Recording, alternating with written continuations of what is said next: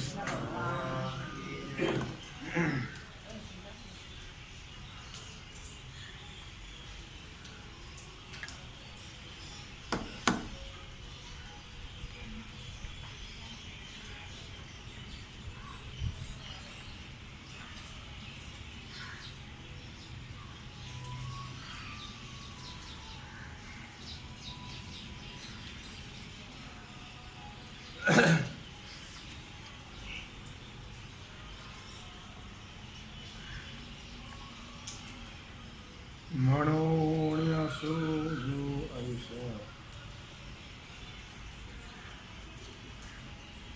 सुचित्वे तीर्था उवासा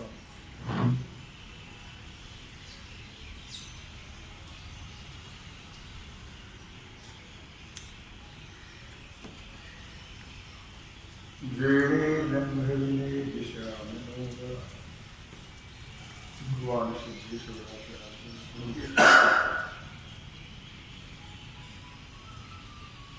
श्री रुक्मिणी पांडुरंगाच्या चरणाजवळ श्री सद्गुरु ज्ञानेश्वर महाराज,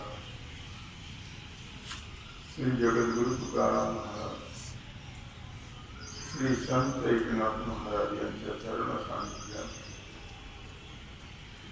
आपण सर्वजण मिळून महान ग्रंथराज ज्ञानेश्वरीच्या 12व्या अध्यायाच्या 178 वेळीचा विचार आतापर्यंत माऊली ज्ञानराजाने संतांचं महत्व वर्णन केलं. भगवंत म्हणतायत की आता हे वर्णन, निवृत्तीनाथ म्हणतायत की आता हे वर्णन होऊ दे. म्हणून असो जो ऐसा सुचित्वे तीर्थात वासा. आतापर्यंत आपण जे वर्णन केलंय संत महिमा ते आता पुरेसं झाले मला असं वाटतं. भगवान म्हणतात की माऊली सद्गुरू निवृत्तीनाथ म्हणत आहे कारण सुचित्वे तीर्थात वासा जो ऐसा सुचित्वे तीर्थात वासा जो संतासारखा पवित्रतेच्या बाबतीमध्ये तीर्थालाही आश्रय असणारी संत की ज्याने अज्ञानादी मनातला जो मल आहे तो मल देशोधडी लावून संत सानिध्यामध्ये मल नाम पाप राहत नाही. आपण रोज ते प्रमाण म्हणत असतो, तुमच्या लक्षात आहे. संत सानिध्यामध्ये पाप राहत नाही. लक्षात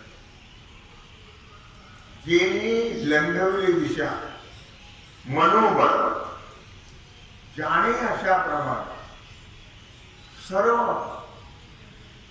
हा मल जो आहे मनाचा जो मल आहे मनाचं जे मालिन्य आहे मनातले जे दोष आहे मनातले जे संकल्प विकल्प आहेत ते देशोधडी. खरं पावित्र्य जर पाहिलं तर मनोमलाच्या नाशानेच पवित्रता प्राप्त होते. जोपर्यंत आपलं मन शुद्ध होत नाही नको त्याचा विचार, नको त्याच्यावर शंका, नको त्याच्यावर प्रश्न, नको त्या भानगडीत पडणं याच्यासारखं पाप नाही आहे. रिकामा नाही आणि भिंतीला कोंबड्या नाही म्हणजे वैद्य. जे वैद्य होते ना वैद्य, त्याला नाही असं नाव आहे. रिकामा नाही नाही म्हणजे ते वैद्य लोक आणि भिंतीला तोंबड्याला अशी आपली परिस्थिती आहे. मनोमन का नष्ट होत नाही? तर आपण दुसऱ्याचा विचार केल्याशिवाय आपले तर जीवन पचत नाही. जीवन गोड लागत, जीवन जात. सज्जनाचं वेगळं असतं हो. मृदू मृदू सभाय नवनी, मृदू मृदू सभाय नवनीत. तैसे सज्जनांचे चित्त, तैसे सज्जनांचे चित्त मृदू, ओ मृदू सभाय नवनीत. मृदू मृदू सभाय नवनीत. संत हृदय नवनीत समान. तुळशीदास म्हणतात संतांचं हृदय लोण्यासारखं, आतून निब्बर बाहेरून मऊ. असं आहे का? नाही. अंतर बाह्य मृदू आहे. म्हणून संत दुसऱ्याच्या दुःखाने दुःखी होतात, जंत दुसऱ्याच्या दुःखाने सुखी होतात.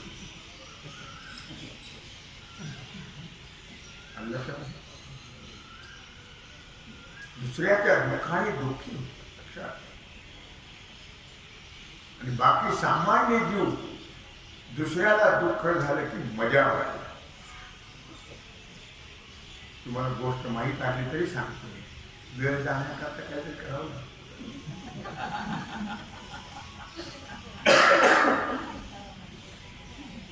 दोन भाऊ, भाऊ म्हणजे कौरव पांडव. भाऊ म्हणजे क्वचितच भाऊ सज्जन मिळतो. बहु अंशात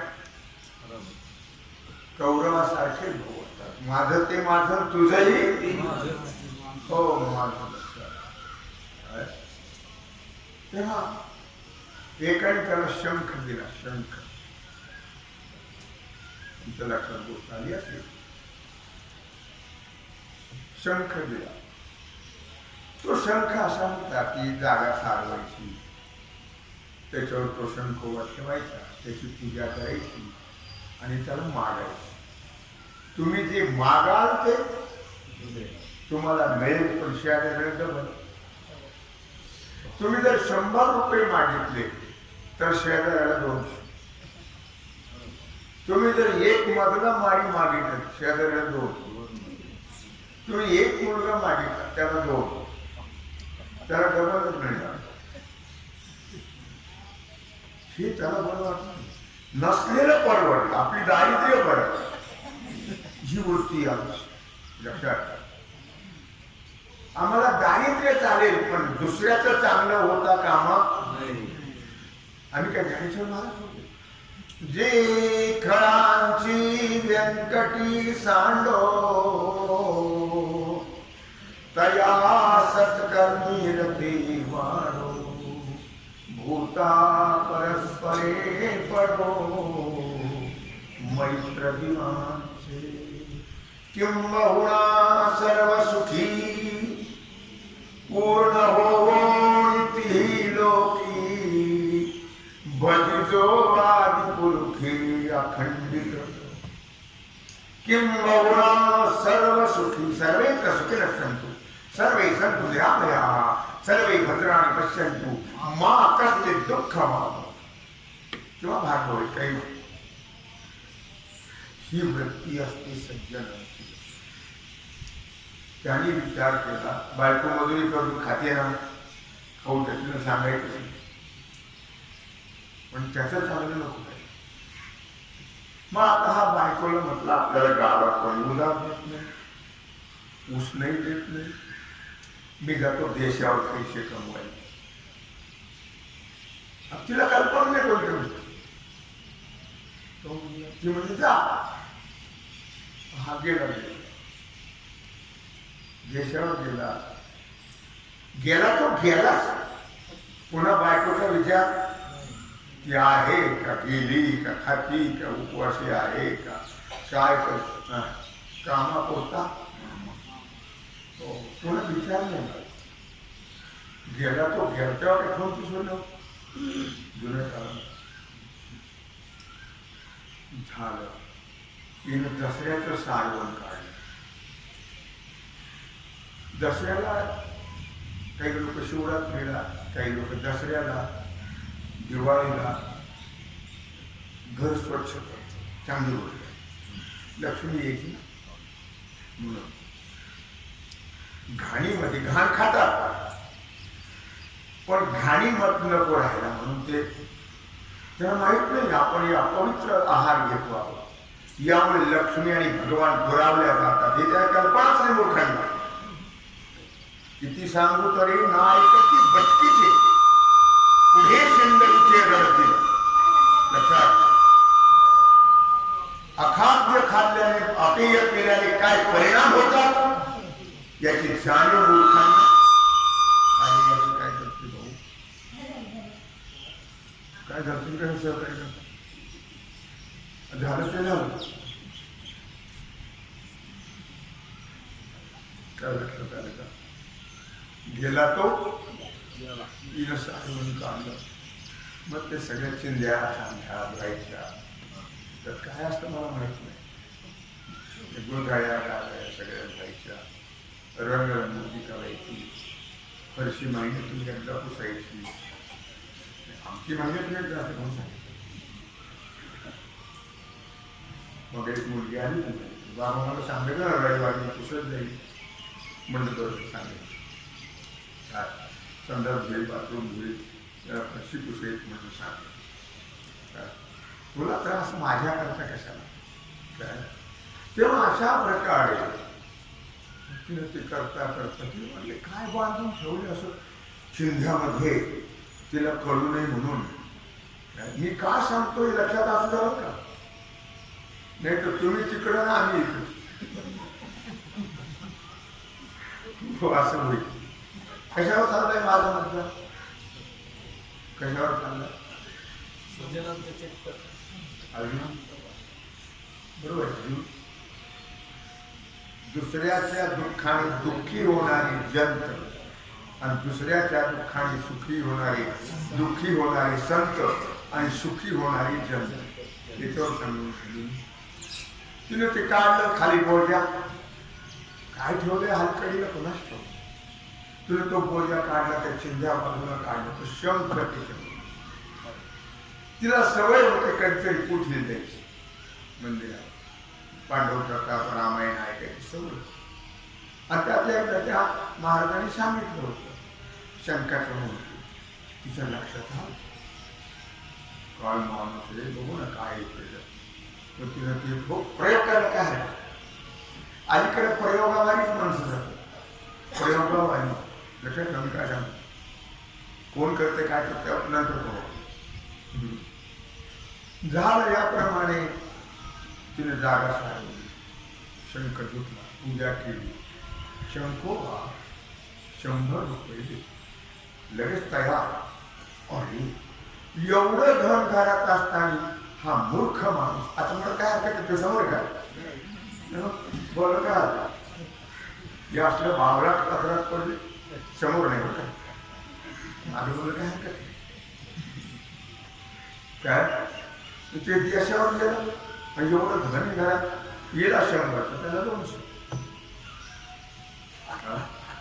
होता होता होता होता. तिनं 500 मागितले त्याला 1000. तिनं 2000 मागितले त्याला 4000. तिनं सांगितलं तेव्हा माझे धाबाच आहे कधी गळत सांगता येईल नाही. जोरात पाऊस आला ते धाबा कळलं नाही. बरोबर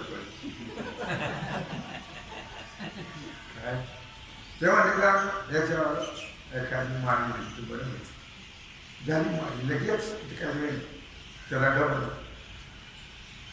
असं करता करता तो गडगडलेला काही प्रयत्न न करता त्याला बरेच दिवस गेल्यावर त्याला वाटलं की आहे का कोरोनाने गेली का काय भानगड आहे. आपण काही तिचा विचार केला नाही. 2 वर्ष झालं आला धावत धावत धावत धावत अरे आपली माळी त्याची डबल त्याचं तो फारच आमदार गाड्या गेल्या काय भुंगळे हो बाहेर राहिलं विचारले काय खरंच तुम्ही ना मी ना काय आता तुम्हीच नाही आता तुम्हाला कसं बोलत आहे तोंडावर नाही बोलत माझं शिवाय तोंडावर काही बोलत आहे तुम्ही ना एवढं घरात आपल्या जण असताना तुम्ही कुशाला बाहेर गेले म्हणजे ते सोडले काय तू हो दसऱ्याच्या सारा म्हणून तो त्याची पद्धतशीर गाडी मग त्याने शोधलं त्याला काही बरं वाटलं नाही असा पोट सोडला त्याला असा पोट सोड माते सोड भयंकरचा टेन्शन आलं त्याचं चांगलं झालं. मग त्यांनी जागा साधला शंखाची पूजा शंखोबा माझी अर्धी माळी जळवले त्याची जमीन जळाली तर डबल ना शंखोबा माझा एक पाय मोडले त्याची दोन्ही मोडली त्याच्या करता आपला मोडला तर चालेल पण त्याचं चांगलं होता कामा नये. ही आमची आहे वृत्ती. ही वृत्ती जोपर्यंत जात नाही लक्षात ठेवा तोपर्यंत जगाचं कल्याण होणारच. खरा तो एकची धर्म जगाला प्रेम अर्पा जगदेव हरी हरिदेव जगत जगतो हरितो नाही भिन्न जे जे दृष्टी दिशेत येते हे फक्त संतांनीच म्हणावं. देवा माझा एक मुलगा मरू दे तर 2 पुरव त्याची दोन्ही घे. देवा माझा एक डोळा जाऊ दे त्याचे दोन्ही घे. त्याचे दोन्ही जावेत ना आपलाही एक गेला तरी ही आहे जास्त लाभवायची गरज नाही. ही आहे आमची आणि संत मात्र जगाच्या कल्याणा जगाच्या कल्याणा संतांच्या विभूती जगाच्या कल्याणा देह कष्टविते परोपकारी देह कष्टविते परोपकारी जगाच्या कल्याणा येथे उपकारासाठी आले गजावती इथे जगावर उपकार करण्याकरता वैकुंठात राहणारे एकटे उपकारासाठी आली घरजा वैकुंठ. मी का सांगितलं त्याचं कारण आहे मृदू सभाय नवनीत मृदू सभाय नवनीत तैसे सज्जनाचे चित्त मृदू सभाय नवनीत ज्याशी आपण गीता नाही त्याची धैर्य हृदय हा संत हृदय नवनीत समान लोणी जसं अंतर्बाह्य मऊ असतं तसं संतांचं हृदय अंतर्बाह्य मऊ मृदू सबाह्य नवनीत. महामळे मन होते जे गाजले महामळे मन होते जे गाजले शुद्ध चोखाळले स्फटिक जैसे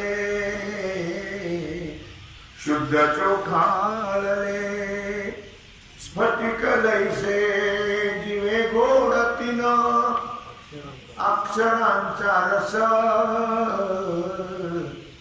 जिवे गोडतीन अक्षरांचा रस अमृत जयास फिके पुढे अमृत जयास मालिका पाहून अभंग पाठ करतो, ऐकून नका पाठ. सुंदरीचे ध्यान उभारते मूर्ख म्हणा, रुपये पाहता लोचनी सुख झाले. मूर्ख म्हणाले ध्यान म्हणा, ऐकून चुकीचं म्हणतात. म्हणून आपण पाठ करायचं ना, मग पाहून करा. पाठ शुद्ध अशुद्ध पाहून, नाही त्याचा अर्थ वेगळा होतो. अमृत जयास फिके पुढे, की ज्यांच्या पुढे अमृत सुद्धा फिका आहे. महामळे मन होते जे गाणे. सर्व जगाचं मन हे महामळाने महापापाने ग्रसित झाले. ती संतांच्या साने शुद्ध चोखाळले स्फटिक द्यायचे, स्फटिकासारखं शुद्ध होत. आता जिभे गोड अक्षरांचा अमृत जयास फिके. भगवंताचं नाम अमृतापेक्षाही श्रेष्ठ आहे. अमृताची गोडी तुझ्या भजनात. अमृतावनी गोड नाम तुझे दिले. अमृत इतका आहे त्याच्यात. भागवतात असं म्हटलंय का,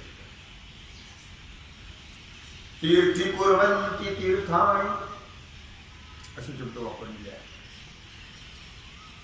तीर्थे त्यांची इच्छा करीते सर्व काळ. तीर्थे त्यांची इच्छा करीते सर्व काळ. पावया निर्मळ आपणाशी. पावया निर्मळ आपणाशी. तीर्थे त्यांची इच्छा करीते सर्व काळ. आपली इच्छा करते संतांची. पावया निर्मळ आपणाशी. तीर्थ नेहमी नवीन नवीन परमात्म्याला सांगितलं होतं. तीर्थे तया ठाया येती पुनीत भावया. परव काळ पाया तळी वसे वैष्णवा.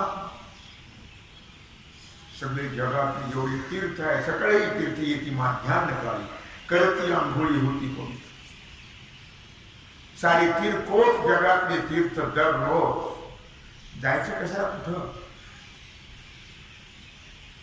चंद्रभागेला पाहिलं तरी सगळ्या तीर्थाचं फल प्राप्त होईल. पाहिलं तरी. आणि जर चंद्रभागे करिता एक स्नान तुझे दोष पळती रानोरान. सकळही तीर्थे येती माध्यान्ह काळी. दररोज जगातली 3.5 कोटी तीर्थ पुंडलिकाजवळ येऊन स्नान करतात आणि आपलं पावित्र्य जपतात. अपवित्रता मालिन्य घालून टाकणार संत पुंडलिकामुळे.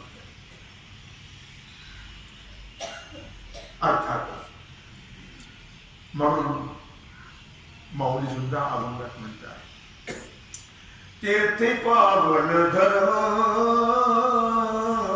तीर्थे पावन धर्म,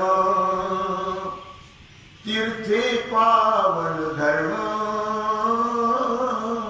तीर्थे पावन धर्म, तिही केला दडवता, तीर्थे पावन धर्म कुणी केला?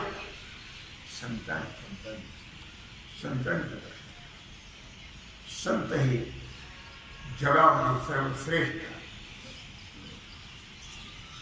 जी ज्ञानोबा आहे 4थ्या अध्यायामध्ये 63 ओळीतून सांगता आहे, जे पवित्रता तीर्थासे,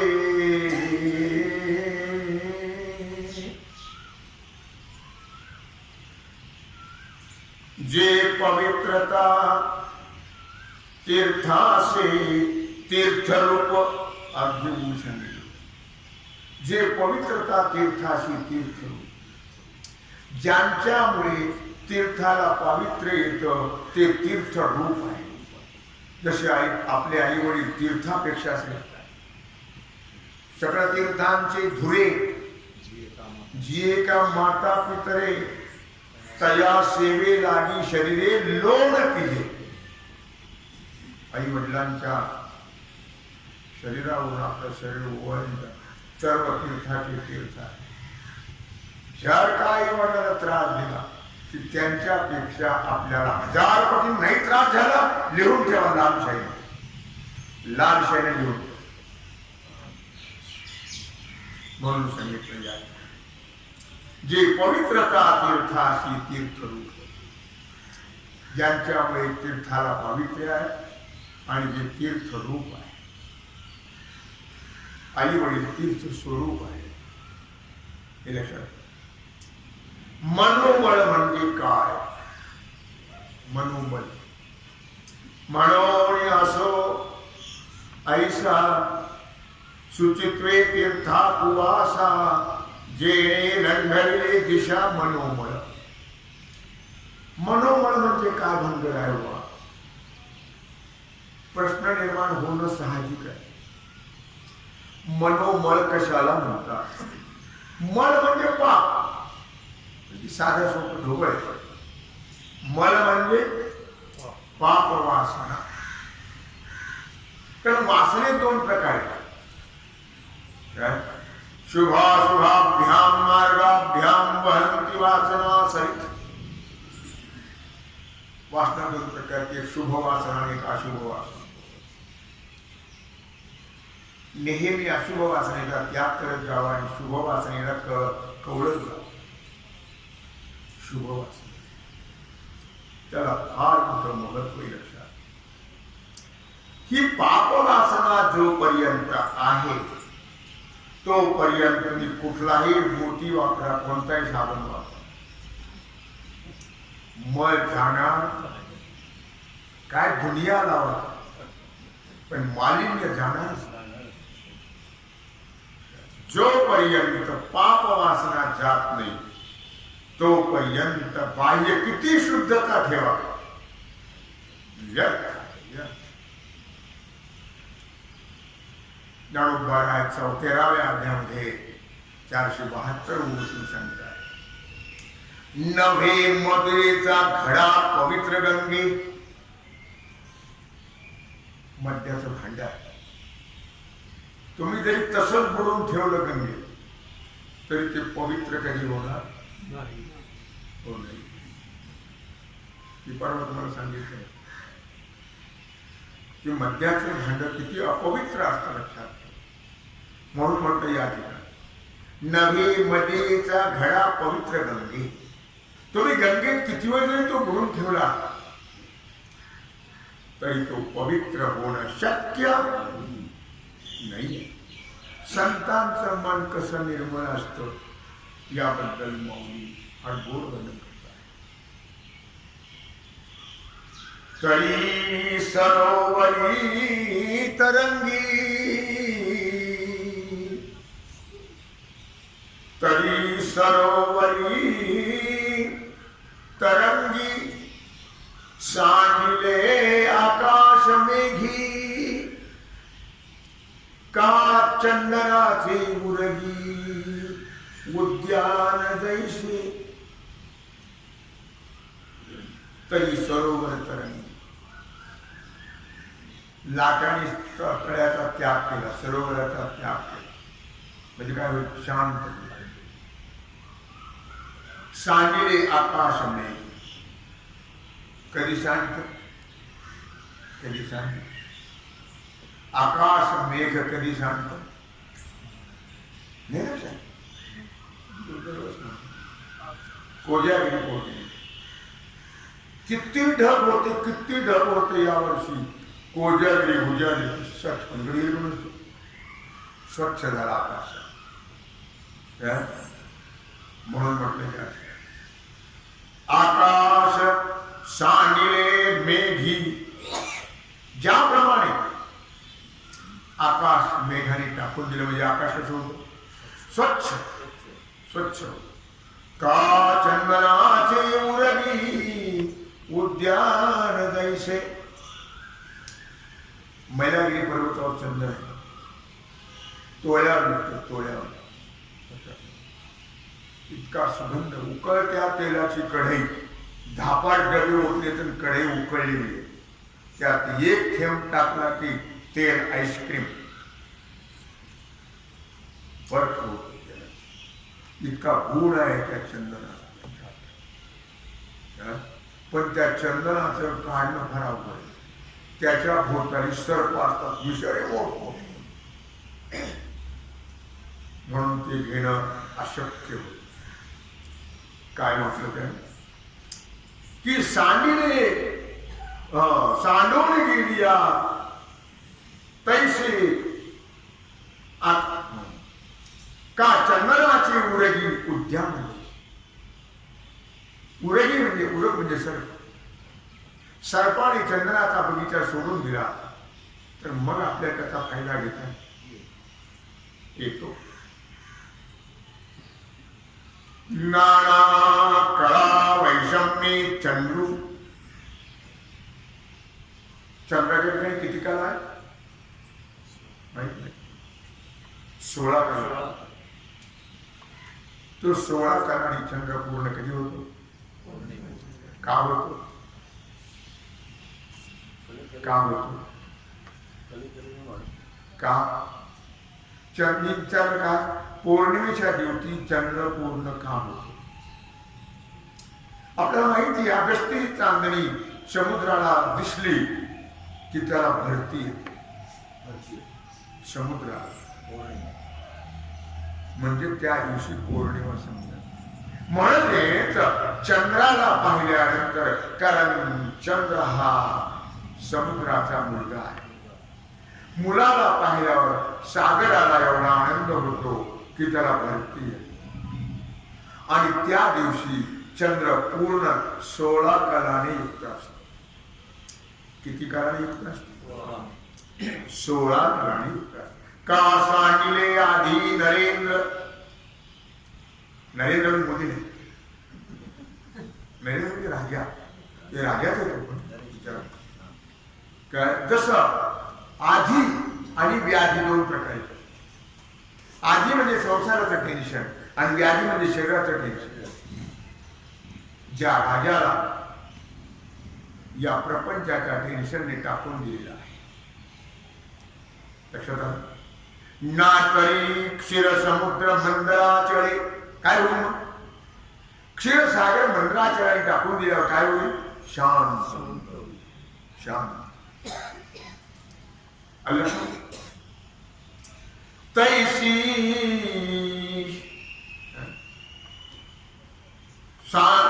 तैसी नाना विकल्प जाणे. 17व्या अध्यायात ज्ञानेश्वरीच्या 227. तैसी नाना विकल्प जाळे सांडून गेल्या सकळे. मग राहे का केवळे स्वरूप. आपल्याला स्वरूपाची प्राप्ती का होत नाही, स्वरूप का दिसत नाही, आपल्याला त्याचं कारण आहे. जोपर्यंत आपलं अंतःकरण संकल्प विकल्पाने भरलेला आहे तोपर्यंत त्या अंतःकरणामध्ये परमात्मा वास्तविक करत नाही.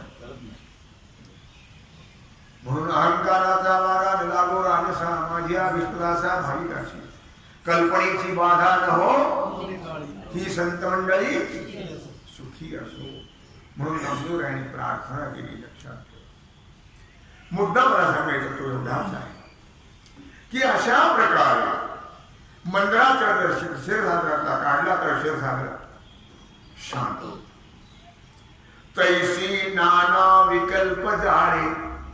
त्याप्रमाणे अनेक प्रकारचे संकल्प विकल्प असणारे मनामध्ये ते जर सर्व गेले संतांच्या सानिध्याने, संतांच्या बोधाने, तर मनला हे निश्चले स्वस्वरूपी. मग मात्र मन शुद्ध होतं आणि स्वस्वरूपाच्या ठिकाणी ते निश्चल राहत.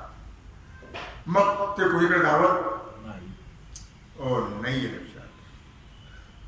तपने विर प्रकाश. अग्निशिवाय प्रकाश नाही. तपण म्हणजे अग्नी. अग्निशिवाय प्रकाश. जाडे विन रसी रसू. जाड्यता जडता. जडता असल्याशिवाय रस प्राप्त होत. होय. रसी रसू आणि त्या रसाला रसत्व प्राप्त हो नाहीये. मग आपल्याला जर रसत्व प्राप्त व्हायचं असेल तर आपली जाग्यता गेली पाहिजे. आपल्या जडपणा लिंबू पाणी घेतलं जाईल, लिंबू पाणी जडता नाही त्याने नाही जडत. आपली जडता म्हणजे अज्ञान जाण्याकरता संत सानिध्यच पाहिजे. संत सानिध्याशिवाय आपली जडता जाणार नाही. अर्थातच म्हणून म्हटलं या ठिकाणी याच सत्वशुद्धीनं तैसे न चले कलंके विण शशिबिंब देशे नित्य परिपूर्ण. खरं तर पाहिलं ना तर चंद्राच्या ठिकाणी आम्ही कलंक म्हणतो, तो कलंक नाही आहे. आम्हाला तो भासतो आहे. चंद्राच्या ठिकाणी जरी वर्णन केले अभंग, चंद्र झाला काळा काय म्हणत नाही इंद्रा पडली भग चंद्र झाला काळा, इंद्रा पडली भग चंद्र झाला काळा, नारळ चुकला चाळा भजनाचा. बायको तुम्हाला नाही नारळ लक्षात आलं तुमच्या अर्थात. आणि म्हणून म्हटलं या की तैसी आपुलेली सोय देखे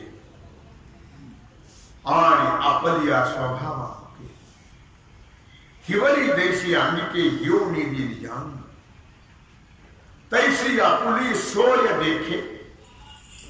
लक्षात ठेवा ही ज्ञानेश्वरीतली उभी आहे 17व्या अध्यायातली 229. अन्नाच्या ठिकाणी रस असावा. ज्याप्रमाणे विषय काय झाला आपला की तैसी आपली सोय देखे आणि आपुलिया स्वभावामुखे. ज्ञानोबाने वर्णन करत आहे की त्याप्रमाणे मनाने आपलं विश्रांती स्थान सोडू नये. मनाचं विश्रांती स्थान काय आहे? मनाचं विश्रांती स्थान काय आहे? मनाचं विश्रांती स्थान चहा बटाफडा स्वस्वरूप. मनाचं विश्रांती स्थान आहे आत्मस्वरूप. लक्षात ठेवा. जो आत्मा त्याला पाहिल्याबरोबर सर्व करा म्हणजे त्या आत्म्याला पाहिल्याबरोबर मन सर्व करायला विसरून जा आणि आत्मस्वरूप बनल्या हो जातो. लक्षात ठेवा. आपल्या स्वभावाला मुके. त्याचा स्वभाव कसा आहे? मनाचा चंचल. त्या चंचलपणाला मन मुकल्या जात. केव्हा? पण आत्मस्वरूपाची प्राप्ती झाल्याने. हिवली जैसी अंगिके निज ह्योणी निजांग. ज्याप्रमाणे थंडी वाजणारी जी बाई आहे किंवा म्हणून मनुष्य असेल तो आपल्याला थंडी लागू नये म्हणून नाना प्रकारचे गरम कपडे पांघरतो. ह्योणी निजांग असं म्हटलेलं आहे. तैसे न चलते कलंकी विण शशिबिंब जैसे नित्य परिपूर्ण. तसं कलंका वाचून चंद्र हा नित्य परिपूर्ण आहे. लक्षात ठेवा. तैसे चोरवी शृंगार पण मनाचे. तसा मनाचा शृंगार आहे आत्मा. त्याला चोरून चालणार नाही. जर मन हे राम झाले, मन हे राम झाले, प्रवृत्ती रासने कैसे मनोमळ विषय चाललाय आपला. मनोळी असो जो ऐसा सुचित्वे तीर्था कुवासा जेने लंघविल्या दिशा मनोमळ.